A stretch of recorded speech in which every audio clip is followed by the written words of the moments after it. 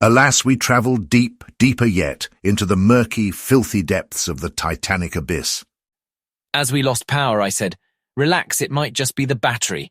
Unfortunately for me, and the entire ravaged, disgusting, filthy crew aboard, the outcome was much worse than I ever could have fathomed. It was awful, it was foul, it was filthy, unimaginably filthy. Filthy, I tell you, filthy, nothing but lowly, disgusting, putrid, hateful filth. A young lady puked into her grandfather's satchel. An old lady regurgitated filth directly onto a nearby stranger's face. A child screamed and a babe wept as the unimaginably filth desecrated the entire promenade deck.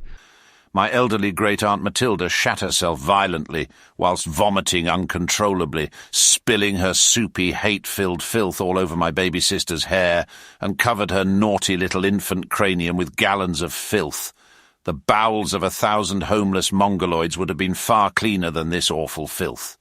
Captain Willingtonshire Berg, his face covered in the soiled fecal filth of all on board, finally gave the order to abandon ship, but not before biting his lip and violently shitting himself, his filthy sphincter spewing 50 stone worth of ungodly, filthy man brown into this awful spackled breeches, permeating his undergarments and causing all nearby women to weep uncontrollably as they threw their babies overboard and shit.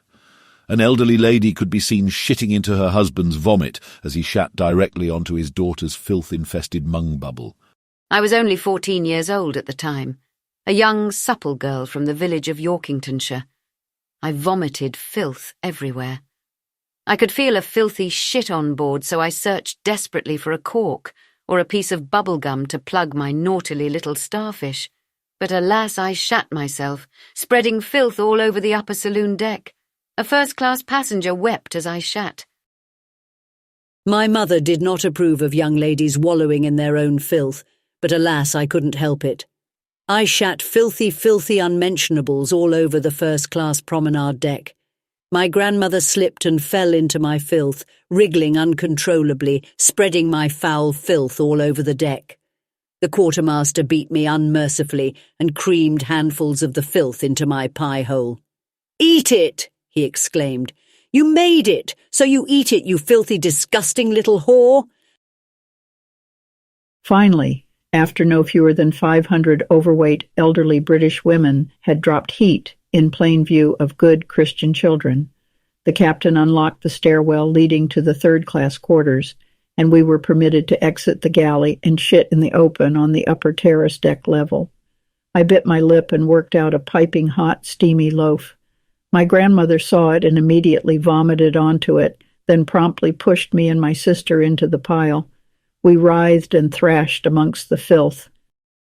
My grandmother and I had been eating cabbage, boiled ostrich eggs, and hearty, plump kielbasa sausages all week long.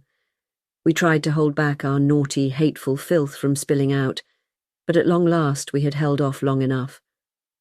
I puked, vomited filth, and shat all at the same time. My grandmother did far worse. She dropped foul heat directly onto the orphanage deck below, drowning 8 babies in her foul brown filth. The quartermaster scolded her and whipped her with a leather bootstrap. "What on earth are you doing, you filthy, disgusting bitch?" he yelled as he flogged her again and again, cracking the cold, fatty skin on her back and arse-neck. "I can't help it. I can't contain heat for this long. I've shat myself," she exclaimed. "Stand back. I've got another log on board. Here comes the heat," she yelled as she shit once again. Only 12 naughty, filthy survivors were ever pulled alive from that foul wreckage. It was, by far and away, the filthiest, most despicable shipwreck in the grand history of the high seas.